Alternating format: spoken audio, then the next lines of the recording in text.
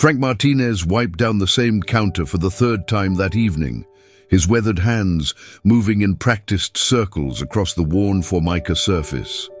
The fluorescent light above flickered intermittently, casting uneven shadows across the empty booths of Martinez family diner.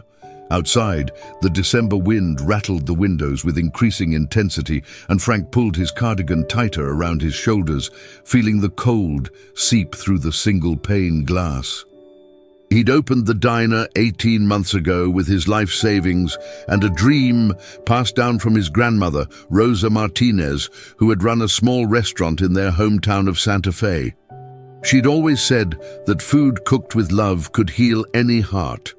But love wasn't paying the mounting bills that seemed to multiply daily.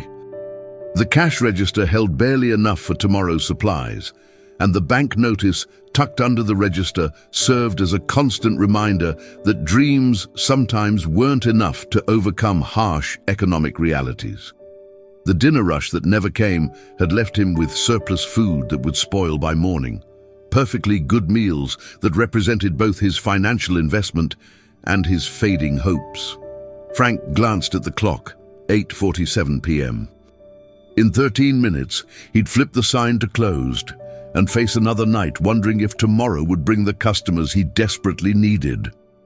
The empty parking lot stretched before him like a metaphor for his dwindling hopes, illuminated only by the diner's neon sign that buzzed with electrical uncertainty, its red letters spelling out Martinez Family Diner in a script that reminded him of his grandmother's handwriting.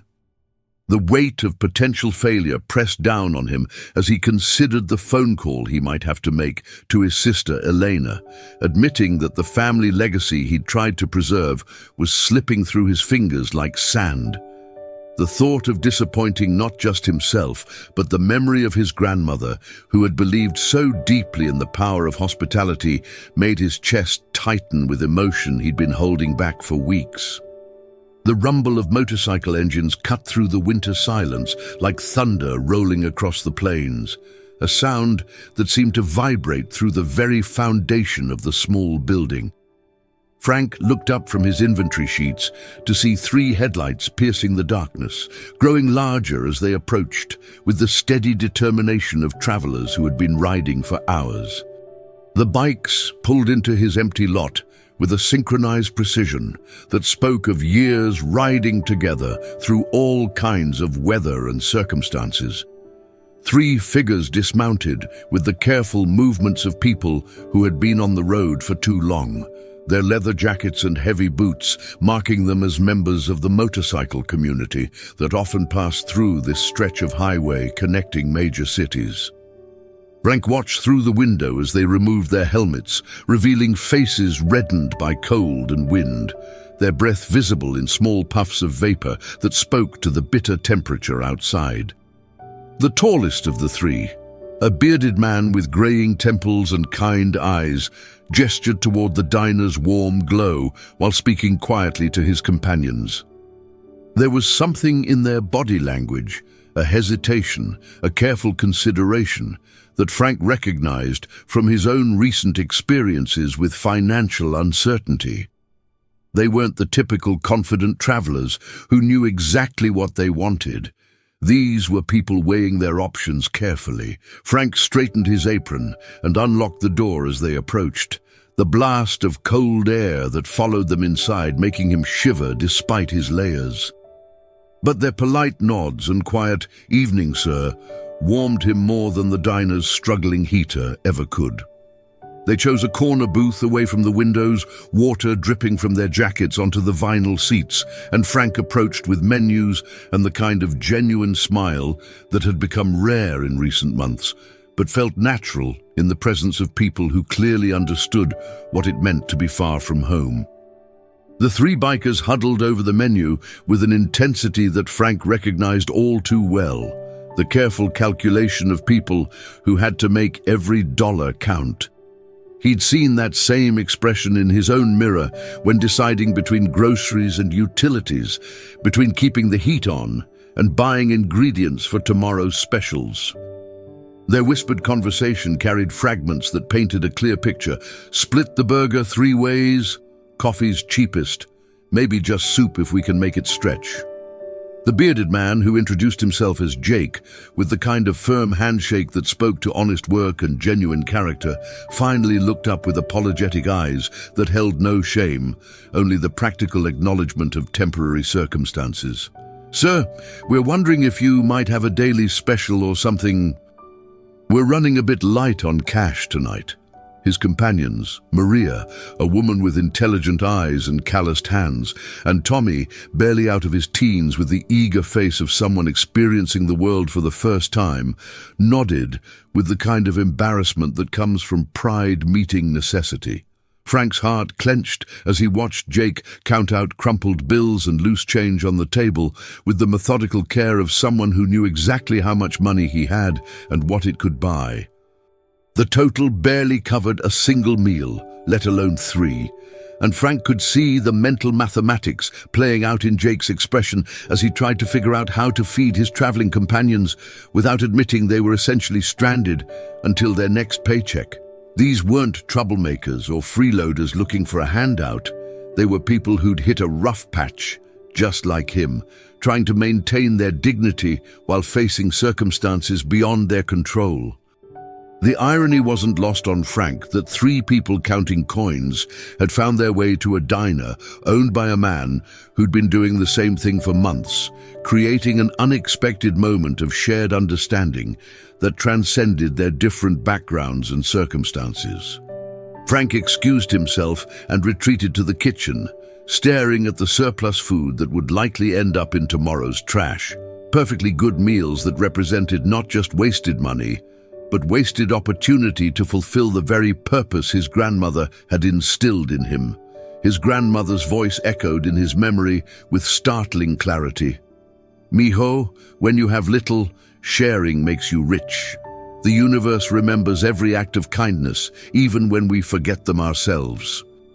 The bank notice crinkled in his pocket as he moved, a paper reminder of practical concerns and the very real possibility that this could be one of his last weeks in business. But practicality had never been Frank's strongest suit. He'd opened a diner in a struggling economy because he believed in community, in the power of a good meal to bring people together, in the idea that hospitality was a sacred trust between strangers. Now, faced with 3 cold, hungry travelers who reminded him of his own vulnerability, he had a choice that would define not just their evening, but his own character and the legacy he wanted to leave. Frank thought about his grandmother Rosa, who had fed countless people during the Depression, often giving away more food than she sold, somehow always managing to keep her doors open through sheer force of will and community support. Frank loaded 3 plates with generous portions, his famous green chili cheeseburgers made with his grandmother's secret spice blend, crispy fries cut fresh that morning, and slices of homemade apple pie that had been cooling on the windowsill. He added steaming mugs of coffee and, after a moment's hesitation, grabbed the thermos to ensure they could have refills throughout their meal.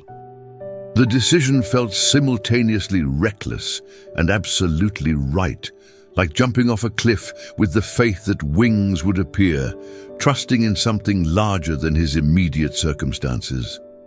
When Frank emerged from the kitchen carrying the laden tray, the 3 bikers looked up in confusion that quickly transformed into something approaching disbelief. "We didn't order all this," Jake protested, his voice carrying the automatic response of someone accustomed to paying his own way and not accepting charity. But Frank simply smiled with the warmth his grandmother had taught him and began setting down the plates with ceremonial care. "Tonight, you're my guests," he said simply. "The only payment I need is good conversation and the promise that you'll remember this place fondly." The transformation was immediate and profound, like watching flowers bloom in time-lapse photography. Maria's eyes filled with tears she quickly wiped away, not from embarrassment, but from the unexpected kindness that reminded her there were still good people in the world. Tommy sat straighter, his defensive posture melting into gratitude and wonder at this stranger's generosity. Jake extended a weathered hand that Frank shook warmly, a gesture that sealed an unspoken understanding between them, a recognition of shared humanity that transcended their different circumstances. As they ate, stories emerged like water from a spring, natural and unstoppable. Jake spoke of a construction job that had ended unexpectedly when the company lost its major contract, leaving them stranded between cities with just enough gas money to reach the next town. Maria shared her worry about her sick mother 3 states away, and how this unexpected detour was delaying her return home. Tommy, the youngest and most open, admitted this was his first long-distance ride, and he'd underestimated the costs involved in cross-country travel. Frank listened with the attention his grandmother had taught him to give every customer, refilling coffee cups and sharing his own story of dreams and struggles, of trying to honor family legacy while facing modern economic realities. The empty diner filled with something more valuable than money. Human connection, the kind of authentic interaction that had become increasingly rare in their fast-paced digital world. For the first time in months, Frank felt like he was fulfilling his true purpose, not just serving food, but nourishing souls.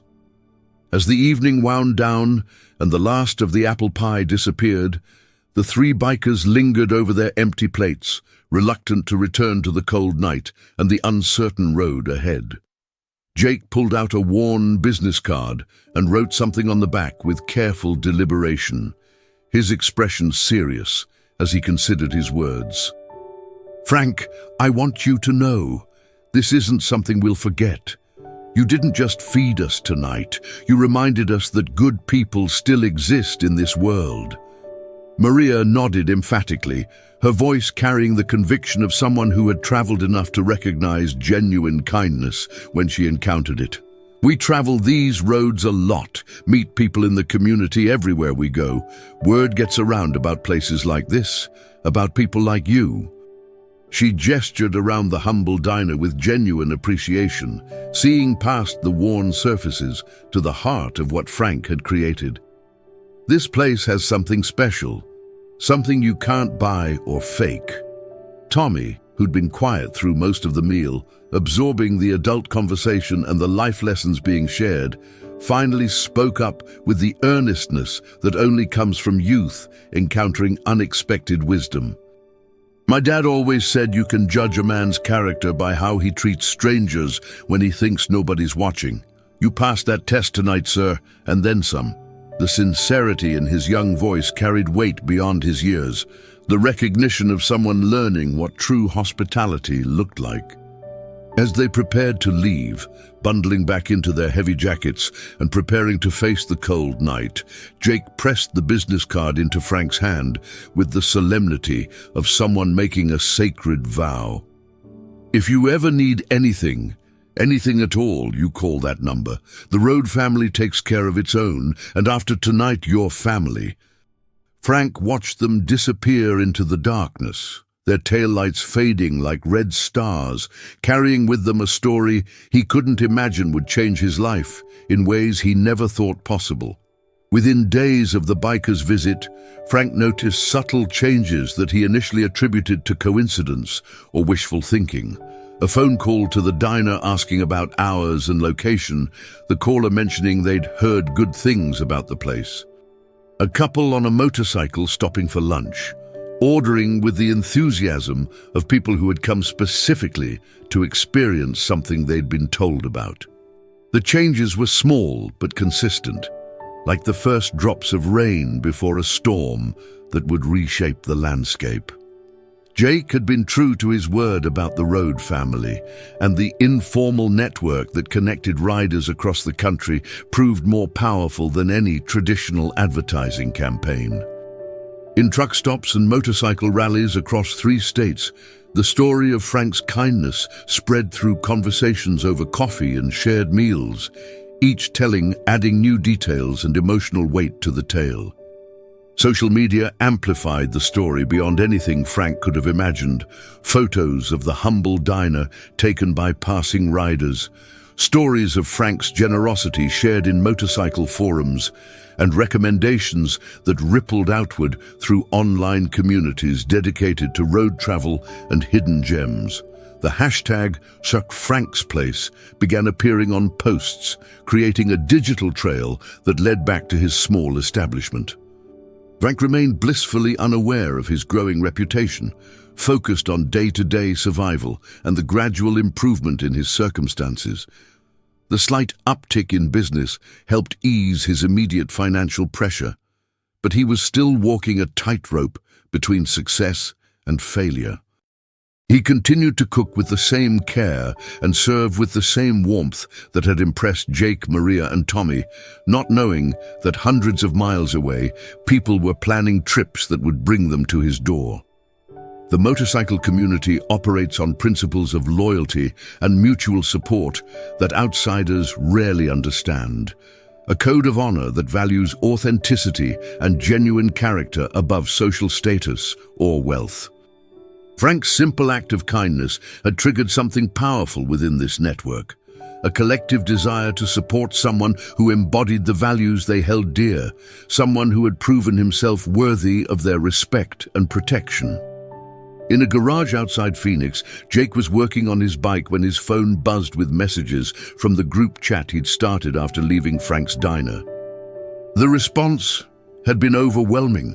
Riders from across the Southwest wanting to know more about the generous diner owner who'd fed 3 strangers without expecting anything in return. The story had taken on a life of its own, growing with each retelling until Frank had become something of a legend in their community. "We should do something," Maria had written in the group chat, her message sparking a conversation that would continue for hours. "This guy's struggling, and he's exactly the kind of person we should support. If we don't take care of people like Frank, who will?" The responses that followed revealed the true power of the motorcycle community when it decides to act, a collective force that could move mountains when properly motivated. Suggestions poured in from riders across multiple states. Everything from a simple group ride to Frank's diner to something much more elaborate and unprecedented. The conversation revealed the depth of feeling Frank's story had generated, touching something fundamental in people who understood what it meant to be on the road, far from home, dependent on the kindness of strangers. Tommy, despite being the youngest member of their original trio, came up with the idea that captured everyone's imagination and would ultimately change Frank's life forever. What if we organized a massive ride? Get everyone we know, make it an event. Show up all at once and give this guy the biggest day his diner's ever seen. The audacity of the plan was matched only by its appeal to the community's sense of dramatic gesture and their desire to create something memorable and meaningful. Within hours, the plan had evolved into something unprecedented in the history of motorcycle gatherings. A coordinated ride involving multiple clubs, independent riders, and motorcycle enthusiasts from across the region. Riders began reaching out to their own networks, spreading the word about a coordinated effort to support Frank's diner. The date was set for 3 weeks out, enough time to organize properly, but soon enough to maintain the momentum and excitement that was building around the idea. The event planning took on a life of its own, growing beyond anything the original organizers had envisioned. What started as a simple group ride evolved into a carefully orchestrated show of support that would require coordination across multiple states and involve logistics more complex than many professional events. Motorcycle clubs that rarely interacted found common ground in their desire to help Frank, setting aside territorial differences and old rivalries for a greater cause. Social media exploded with posts about the upcoming ride, creating a viral phenomenon that spread far beyond the motorcycle community. Ride for Frank began trending in motorcycle communities across the country, accompanied by photos of Frank's diner and retellings of his kindness that grew more elaborate with each sharing. The story touched something universal about human decency and the power of small acts to create large changes. Local news stations picked up the story, drawn by the human interest angle and the unusual nature of the planned event. Reporters began calling Frank's diner, asking for interviews and background information, but Frank remained focused on his daily routine, unaware that he was becoming the center of a media storm that would soon engulf his quiet life. Meanwhile, the organizers faced logistical challenges they'd never anticipated. How do you coordinate the arrival of potentially hundreds of motorcycles without creating traffic chaos? Where would everyone park when the diner's lot could accommodate maybe 20 vehicles? How could they ensure Frank's small kitchen could handle the sudden influx of orders without being overwhelmed? The planning committee grew to include people Frank had never met, all united by a story of kindness and a desire to give back to someone who had given freely. Volunteers emerged from unexpected places, local business owners offering parking space, neighboring restaurants volunteering to help with food preparation, and community leaders eager to be part of something positive and uplifting. 3 days before the planned ride, Frank was cleaning tables when a local reporter knocked on his door, her camera operator trailing behind with equipment that seemed oversized for his small establishment. The young woman explained she'd heard about his diner through social media and wanted to do a story about small businesses in the community, their struggles and successes in the current economic climate. Frank, flattered by the attention and hopeful that any publicity might help his business, agreed to a brief interview. The questions seemed routine at first. How long had he been open? What were his specialties? What challenges did small business owners face? But then the conversation took an unexpected turn when she asked about his interaction with motorcycle riders. Frank smiled, remembering Jake, Maria, and Tommy with genuine warmth. I've had a few come through recently. Good people, just like anyone else. I try to treat everyone with respect, regardless of how they look or what they ride. He had no idea that his simple philosophy was about to be tested on an unprecedented scale, or that his words would be broadcast across the region as part of a larger story about community and kindness. That evening, Frank's phone rang with a call from Jake, whose voice carried barely contained excitement. "Frank, I wanted to let you know that some friends of mine might be stopping by your diner this weekend. Quite a few friends, actually. I hope that's okay." Frank assured him it was, pleased that word was spreading about his little restaurant and grateful for any business that might help him stay afloat. As Frank locked up that night, he felt more optimistic than he had in months. Business was slowly improving. The bank had agreed to a payment extension after he'd explained his situation, and there seemed to be genuine interest in what he was trying to build. Maybe his grandmother had been right about love and food healing hearts. Maybe dreams were stronger than he'd given them credit for, and maybe the universe really did reward those who gave from the heart. Frank arrived at the diner before dawn, as was his custom, but something felt different about this Saturday morning. The air seemed charged with anticipation, though he couldn't explain why, and he found himself moving with more energy than he'd felt in weeks. He went through his usual routine, starting the coffee, prepping ingredients, checking supplies, but found himself humming his grandmother's favorite song for the first time since her funeral. By mid-morning, he noticed an unusual number of motorcycles passing by on the highway, more than he'd ever seen on a single day. Single riders, pairs, small groups, all heading in the same direction, with the purposeful movement of people going somewhere specific. Frank smiled, thinking there must be a rally or event somewhere nearby, and hoped some of them might stop for lunch. The first group arrived just before noon, 6 riders who parked their bikes with unusual care and entered with barely contained excitement. They ordered generously, complimented everything from the coffee to the decor, and took photos of their food and the diner's interior with the enthusiasm of tourists at a famous landmark. Frank was pleased but puzzled by their enthusiasm for his simple establishment. Then he heard it. A sound like distant thunder that grew steadily louder, a rumbling that seemed to come from the earth itself. Frank stepped outside and looked down the highway to see something that defied belief and made his heart skip several beats. A line of motorcycles stretched to the horizon, their engines creating a symphony of mechanical music that made the ground vibrate beneath his feet and filled the air with a sound unlike anything he'd ever experienced. The sight was so overwhelming that Frank had to grip the doorframe for support, his mind struggling to process what he was seeing. This wasn't a coincidence or a random gathering. This was organized, intentional, and all focused on his little diner. As the magnitude of what was happening began to sink in, Frank felt his knees go weak and tears begin to form in his eyes. The first wave of motorcycles turned into Frank's parking lot with military precision, their riders demonstrating the kind of coordination that comes from careful planning and shared purpose. They filled every available space before spilling onto the adjacent field, creating an impromptu parking area that stretched further than Frank could see. The sound was overwhelming. Hundreds of engines cooling with metallic ticks and pops, voices calling greetings across the crowd, the creak of leather jackets as riders dismounted and stretched after long journeys.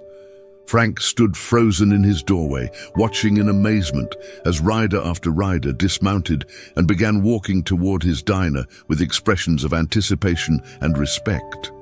The diversity of the crowd was striking. Young and old, men and women, people from every walk of life united by their love of the open road and their desire to support someone who had shown kindness to strangers. Jake appeared through the crowd like a familiar face in a sea of strangers, his grin wide enough to split his weathered face. "Surprise, Frank," he called out, his voice carrying over the crowd noise. "We brought a few friends." Behind him, Maria and Tommy emerged, both beaming with the satisfaction of a plan perfectly executed and the joy of seeing their friend's reaction to their surprise. Frank's legs felt weak as the full magnitude of what was happening sank in. The realization that all of this, hundreds of people, thousands of miles traveled, careful coordination across multiple states, was because of one simple act of kindness he'd performed without thinking. "I don't understand," he managed to say, his voice barely audible over the crowd noise, his mind struggling to connect his small gesture with this overwhelming response. "You fed us when we needed it most," Jake explained, placing a gentle hand on Frank's shoulder with the familiarity of an old friend. "You didn't ask questions, didn't judge us, just saw 3 hungry people and decided to help. Now it's our turn to feed your dream." Well, the crowd behind him erupted in cheers and applause that seemed to shake the very foundations of the small building, and Frank felt tears streaming down his face as the full impact of their gesture hit him like a physical force. What followed was the most chaotic and wonderful day of Frank's life, a whirlwind of activity that transformed his quiet diner into the center of something magical and unprecedented. The small restaurant, designed to seat maybe 30 people comfortably, somehow accommodated a constant stream of customers who waited patiently in lines that stretched around the building and into the field where their motorcycles were parked. Bikers shared tables with strangers, creating an atmosphere of camaraderie and celebration that Frank had never experienced. They ordered multiple meals, one to eat immediately, others to take to friends waiting outside, and left tips that exceeded the cost of their food, some pressing extra money into Frank's hands with instructions to keep doing what you're doing and never change. Local volunteers appeared as if summoned by magic, neighbors who'd heard about the event through news coverage and social media coming to help without being asked. They directed parking with the efficiency of professional traffic controllers, served coffee and water to those waiting outside, and helped Frank manage the overwhelming demand that threatened to swamp his small operation. The cash register, which had barely held enough for tomorrow's supplies just that morning, now overflowed with bills and coins to the point where Frank had to find boxes to hold the excess. He stopped trying to keep track of the money, focusing instead on the faces, hundreds of people who'd traveled from across the region to support a stranger's dream, based on nothing more than a story of kindness shared around campfires and in roadside diners. News crews arrived throughout the day, drawn by the spectacle of nearly 1,000 motorcycles gathered around a tiny roadside diner. Frank found himself giving interviews between serving customers, trying to explain how a simple act of feeding 3 hungry people had led to this incredible outpouring of support. His voice breaking with emotion as he struggled to find words adequate to express his gratitude. The atmosphere was electric with positive energy, as if everyone present understood they were part of something special, something that would be remembered and talked about for years to come. Children from the neighborhood came to see the motorcycles, and the bikers welcomed them with patience and kindness, letting them sit on bikes and explaining the mechanics with the enthusiasm of people sharing their passion. As the sun set on that extraordinary day, painting the sky in shades of orange and purple that seemed to bless the gathering, the last of the motorcycles departed with waves and promises to return. Their engines created a departing symphony that gradually faded into the distance, leaving behind a silence that felt both peaceful and profound. Frank stood in his empty diner, surrounded by the evidence of what had transpired. Stacks of cash that represented more money than he'd seen in months, business cards from new friends scattered across every surface, and a guest book filled with messages of support and gratitude that would take him hours to read. The financial impact was immediate and transformative, exceeding his wildest dreams. Not only had the day's sales eliminated his debt and provided a substantial cushion for the future, but the ongoing publicity would ensure a steady stream of customers for months to come. More importantly, Frank had discovered something he'd lost in his struggles: faith in the fundamental goodness of people and the power of community to lift up those in need. Jake was among the last to leave, lingering as the crowd dispersed and the parking lot slowly emptied. He pressed Frank's original business card back into his hand, the one he'd written on that first night. "You keep this," he said with a smile, "but I don't think you'll need to call for help anymore. Today proved that kindness creates its own momentum, and you've got more friends than you know." Then, as Jake's motorcycle disappeared into the darkness, its taillight joining the constellation of red dots moving away down the highway, Frank reflected on his grandmother's wisdom about love and food healing hearts.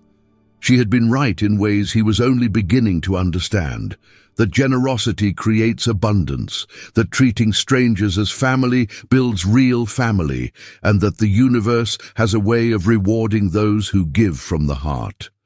The diner that had been on the brink of closure was now a destination, a symbol of how small acts of generosity can ripple outward to create extraordinary outcomes.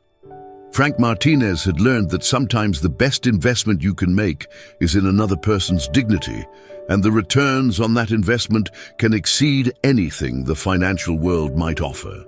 Standing in his transformed restaurant, surrounded by the lingering warmth of 1,000 acts of kindness, Frank smiled and began planning tomorrow's menu. He knew that his grandmother would be proud of the legacy her teachings had created, and that this was just the beginning of a new chapter in the story of Martinez Family Diner, a place where food was served with love, strangers became family, and miracles happened one meal at a time.